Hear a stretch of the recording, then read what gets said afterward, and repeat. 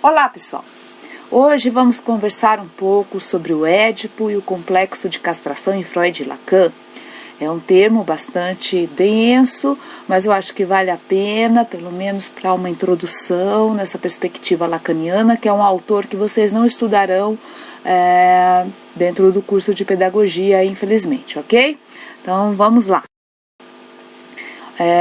A clínica freudiana vai descobrir a existência do inconsciente, como já discutimos anteriormente. O Édipo é um ponto central na psicanálise e é a própria constituição do sujeito em sua palavra, que em relação a um terceiro produz sua significação. É sobre o Édipo freudiano que Lacan tenta precisar o que ele chama de função paterna. Função paterna, lembrando, é aquela responsável por estabelecer as regras, a privação do sujeito, a interdição, a castração propriamente dita, certo? O complexo de Édipo é um nó de relações dos fantasmas originários. Os fantasmas de sedução, castração e cena originária marcada pelo coito parental. Então são algumas fantasias aí, quando a gente fala de fantasma quer dizer fantasia, a gente traz na origem algumas palavras em alemão para traduzir isso, de acordo com o uso aí do Freud, tá? Então, para Freud, a criança ela nasceria com algumas fantasias originárias, também conhecidas como proto-fantasias, tá? E que são importantes aí na constituição do Édipo e da sua história. Nesses fantasmas ou fantasias encontramos tentativas de solução desses enigmas que surgem para a criança e que são os enigmas sobre a sua sexualidade, que diz respeito então a essa fantasia de sedução, sobre a diferença sexual, que é a relativa à fantasia de castração, e sobre a sua origem, que seria então essa cena originária.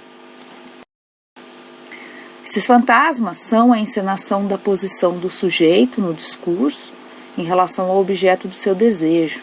Então, o que se espera daquele sujeito, ok? Como ele vai se posicionar diante dessa demanda do outro. Todo o complexo de Édipo não é somente a relação do filho com seus pais. Há uma pré-história, uma história anterior a ele, que é a história dos desejos materno e paterno. Então, eu costumo falar de uma herança psíquica. Então, uma criança ela vem para ocupar o lugar de um objeto idealizado, primeiramente por uma mãe e por um pai que, em algum momento, fantasiaram o que seria ser pai, ser mãe, ter um filho, como esse filho seria. E essa criança, quando nasce, ela vem se colocar nesse lugar. Freud diz que toda criança, seja homem ou mulher, admite um único órgão sexual, masculino. Isso a gente está acompanhando aí por meio das teorias sexuais infantis. Ele define esse período como da primazia do falo, então falo aí como um representante de poder, como um substituto aí do pênis, elevando o falo ao instituto de fase. Então, como há esse privilégio aí do órgão sexual, a gente acaba demarcando essa fase como a fase fálica. Logo em seguida, ele diz que o complexo de castração emerge nessa fase em que o falo está em evidência. Então, ele vai falar dessa relação entre falo, como esse representante do pênis, e a castração. Vai falar de uma questão relacionada à presença e ausência, ter ou não ter esse falo. Freud diz que o complexo de castração emerge na fase em que há a representação da ferida narcísica, primeiro pela perda do seio, depois de mamar, das fezes e pela separação do corpo materno no nascimento. Mas que só se deve falar desse complexo quando tal representação de uma perda está ligada à do pênis. É a partir desta que as anteriores se ressignificam. Esse falo, quando é tomado na realidade corporal sob a forma de pênis, é aquele que se poderia chamar de órgão fálico. Freud reconhece a partir da clínica que a vinculação da mulher ao pai foi precedida de uma vinculação igualmente apaixonada e intensa com a mãe. Então, o primeiro objeto de amor da menina não é o pai, mas a mãe. Ela tem como zona erógena, nessa fase, o clitóris. Submetida à premissa universal do pênis, este é o falo na teoria, a própria premissa, não lhe falta nada. Então, a menina acredita que o seu clitóris é o seu pênis. porque ela acredita que tudo tem pênis, então ela espera que aquele pênis ainda cresça. Freud diz que quando a menina reconhece a diferença entre o que ela é e o que o menino tem, ela separa-se da sua mãe e a responsabiliza pela falta desse pênis. Não tem porque a minha mãe não me deu e a minha mãe também não tem. Então isso gera uma grande decepção e um processo reivindicatório da menina em relação à mãe. A mulher muda então de objeto e passa da mãe para o pai e teria que mudar de zona, do clitóris para a vagina. E nesse sentido ela se dá conta de que não tem realmente o pênis, porque no lugar dele ela vai encontrar um buraco. Freud diz que nesse giro para a feminilidade o clitóris deve ceder total ou parcialmente sua significação à vagina. Se essas mudanças ocorrem, Freud as atribui ao complexo de castração. Essa separação, marcada pela agressividade, orienta a menina para o pai de quem deseja obter o pênis sob a forma de um filho. Então, se eu não tenho pênis concreto no meu corpo, uma possibilidade é eu ter um representante fálico, algo que me dê tanto poder quanto aquele pênis que eu teria. Então, nesse sentido, para a mulher, o filho muitas vezes vem ocupar esse lugar. Já no menino, o complexo de castração enuncia-se como uma ameaça de castração através da qual sai do Édipo, e na menina como a inveja do pênis, provocando sua entrada na dialética edipiana. Essa inveja aparece em 3 sentidos. Quer que o clitóris seja um pênis, deseja o pênis do pai e espera ter um filho do pai, o pênis na sua forma simbólica. Freud diz que no inconsciente, excrementos, dinheiro, filho e pênis são confundidos e intercambiáveis. Há entre eles uma equivalência. Como vocês sabem, eu estudei no meu mestrado a questão das crianças com altas habilidades, ou seja, de um desempenho alto por via da intelectualidade, e nessa perspectiva eu fiz a mesma correlação com o saber, com o conhecimento, que pode se revestir também de um caráter fálico. Então o filho entra aí como o equivalente do falo. A menina vai equacionar simbolicamente pênis e filho.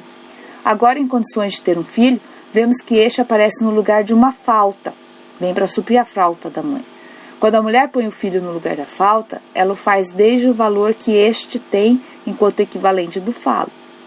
O falo, com seus equivalentes, é algo separável do corpo, algo que se pode ter e que se pode perder. Lacan, então, vai se deter sobre essas premissas colocadas por Freud e vai estipular o Édipo lacaniano a partir de 3 tempos. No primeiro tempo, Lacan já situa a metáfora paterna, atuando por si na medida em que o falo está na ordem da cultura. E chama esse tempo de tempo da primazia do falo. A mãe sofreu a marca do pai por ocasião de sua própria conflitiva edípica. Então, nessa relação com a criança, a mãe trará um pouco da marca da sua própria relação com a sua figura parental, com seu pai, durante a sua infância. E com aquilo que já há marcado de metáfora paterna na cultura. Se a mãe, porque equaciona, põe o filho no lugar do que falta, encontramos-nos ante aquilo que se chama célula-mãe fálica narcisismo.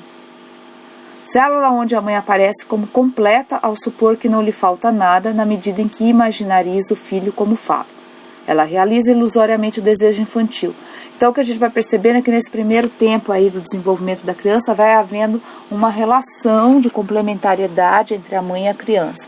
Então a criança entra como objeto fálico que vai suprir aí a falta da mãe. A mãe crê que não lhe falta nada e o filho se imaginariza como falo para satisfazer o suposto desejo materno. É nessa relação que o corpo da criança se erotiza. É uma relação aparentemente dual. A aparência é de uma mãe completa com um falo imaginário que é o seu filho. Mas temos mãe, filho e falo, então somos 3 na verdade. Se o filho é o falo imaginário da mãe, aqui o falo tem outra significação. O falo não é o pênis, mas é o filho como corpo. É pelo lugar que ocupa no discurso da mãe que ele tem valor de falo. O desejo da criança é o desejo da mãe. O que permite a criança preencher ilusoriamente essa carência é a experiência da fase do espelho. na qual a criança se identifica com essa imagem modelo que permite ao sujeito assegurar o seu narcisismo. Então, o olhar da mãe é privilegiado nesse momento em relação à criança. No primeiro tempo, o pai está velado. O pai do segundo tempo, por sua vez, é um pai terrível, aquele que tira o filho do lugar de falo, que já não lhe deixa crer que é o falo. Ele é sacudido na sua sujeição ao desejo da mãe. Para o filho, coloca-se a questão de ser ou não ser o falo. Porque a mãe deseja outra coisa, é o desejo da mãe que permite que o pai entre e a criança crê que o pai é o falo da mãe. Então, dessa perspectiva, a mãe autoriza a entrada do pai como um terceiro que vai interditar essa relação dela com a criança. Então, ela deseja o pai e, ao desejar o pai, ela demarca para a criança que a criança não é mais capaz de preenchê-la. Então, nesse sentido, se expõe uma falta do lado da mãe, né? Ela é incompleta, e se ela é incompleta é porque a criança não foi capaz de suprir aquilo que faltava na mãe. Nessa perspectiva, a criança também é incompleta. A criança reconhece que o pai é quem enuncia a lei e pensa que ele é a lei. Esse é o pai onipotente. Aqui o pai começa a se revelar. É pelo valor que tem a palavra desse pai para a mãe que esta é eficaz sobre a criança. O pai é mediado pela mãe. Se a mãe não valoriza a palavra do pai, esse pai não opera, mesmo que ele esteja ali fisicamente. Então, no segundo tempo, a entrada no segundo tempo está relacionada com a intervenção efetiva do pai sobre a mãe e mediado por essa sobre o filho. Então, o pai priva ao mesmo tempo a mãe do falo e o filho, provocando a perda do objeto do seu desejo, que é a mãe. Há uma dupla proibição. Para a mãe, não reintegrarás teu produto, ou seja, o teu filho. Para o filho, não dormirás com a tua mãe. Vemos que o desejo da mãe está sustentado na lei, e é a lei que faz surgir o desejo no filho. A castração simbólica é esse corte, essa separação da célula mãe fálica narcisismo, de onde surge um sujeito sexuado e desejante por essa eficácia de lei que instaura nesse ser sua falta. Então, o que vai constituir essa criança um sujeito normal, um sujeito neurótico, como dizia Freud, é justamente essa interdição, né, que o coloca a desejar fora daquela relação com a mãe. Esse corte faz com que algo caia, um objeto que é causa do desejo. Em Lacan, a gente chama esse objeto de objeto A. A causa de seu desejo é esse objeto primitivo perdido, a coisa, que Freud nomeou como das Ding, materna nesse caso. Esse para além da mãe como objeto, a carência da mãe que vai situar a carência do filho. A causa do desejo é esse objeto A, e é ao falo que o desejo se dirige. Pode parecer muito complexo, eu sei que vocês devem estar imaginando assim, nossa, que loucura. Mas o que a gente está falando aqui nada mais é que, ao entrar esse terceiro na relação entre a mãe e a criança, ocorre uma separação da criança em relação à mãe, e a partir daí, na verdade, se instaura uma perda, que era a perda daquele momento mítico em que a criança se acreditava completa, né, sendo capaz aí de preencher a mãe em todas as suas necessidades narcísicas, e ao se instalar esta perda, o que vai se promover, na verdade, é uma possibilidade de que a criança possa buscar outros objetos, não só apenas se completar naquela relação com a mãe. Então isso é muito saudável, porque a criança passa a buscar outros elementos na sua vida. Então é nessa perspectiva que a gente diz que é a partir dessa falta que o desejo se instaura. Desejo de buscar outros objetos. No cerne desse desejo há uma tentativa de voltar àquele estado mítico de completude, né? Mas na verdade a gente vai buscando objetos atrás de objeto e nunca chega àquele ponto ideal. Então isso põe o sujeito a se movimentar aí dentro do seu campo psíquico. O falo simbólico, como substituto da lei, institui a dialética entre ser e ter. A função paterna destitui a criança da suficiência em que se acreditava estar em relação à mãe e a confronta com a insuficiência de seu ser. Destituída do que acreditava ser, confronta-se com suas perguntas neuróticas. Quem sou? O que desejo? Se não sou o que acreditava, o que sou ante o desejo do outro? No terceiro tempo, então, a função paterna não coincide necessariamente com o pai da realidade material. Freud falava de um pai ou substituto. A função paterna é a eficácia da lei sobre o desejo da mãe e do filho, na medida em que a lei enunciada é a lei contra o incesto. Essa lei é enunciada em nome do pai. No segundo tempo, a criança supõe que é o pai a lei. No terceiro tempo, ele reconhece que o pai não é a lei, mas que a transmite, enuncia a lei e fala em nome do pai. Então, o que significa isso? Significa aquilo que eu sempre trago para vocês, falando que, na verdade, a lei ela está instaurada dentro de cada um, ela está na cultura. A função paterna, como aquela que interdita, não está vinculada necessariamente ao progenitor, ao homem enquanto ser biológico, mas nessa regra, nessa lei que vai reger as nossas relações dentro dessa sociedade. Temos a lei como uma dupla função, uma negativa, que é proibir o incesto, e outra positiva, que é possibilitar o surgimento do desejo. Nesse terceiro tempo, o falo é ressituado, de imaginário em relação à mãe a simbólico em relação ao pai. Aqui já encontramos o falo no lugar da lei. Lacan diz que o pai desse tempo é revelado, é o pai permissivo, o doador, aquele que com sua eficácia permite que o sujeito procure o gozo como absoluto impossível e faça de seu pênis um órgão de prazer. Na escolha heterossexual, todas as mulheres serão possíveis, menos uma, aquela que é a única que existe para o inconsciente. Nesse tempo, a criança incorpora a lei, identifica-se com ela, estrutura o seu super-eu e o ideal do eu, sendo este a identificação com os emblemas do pai, a identificação com o masculino do pai. Essas insígnias do pai não são a pessoa do pai, mas os significantes que o pai suporta. O ideal do eu é diferente do eu ideal. O eu ideal é o ideal do narcisismo, aquele lá do momento mítico do qual a gente falava. O da relação mãe fálica-narcisismo. O que eu fui para minha mãe, o que eu era, aquele da relação de fascinação com a mãe. Fascinação que está em jogo pelo olhar da mãe. A palavra fascinação vem do latim, fascino, fascinum, que significa ao mesmo tempo olhar, amuleto em forma de falo que se usava para evitar o mal olhado, e falo.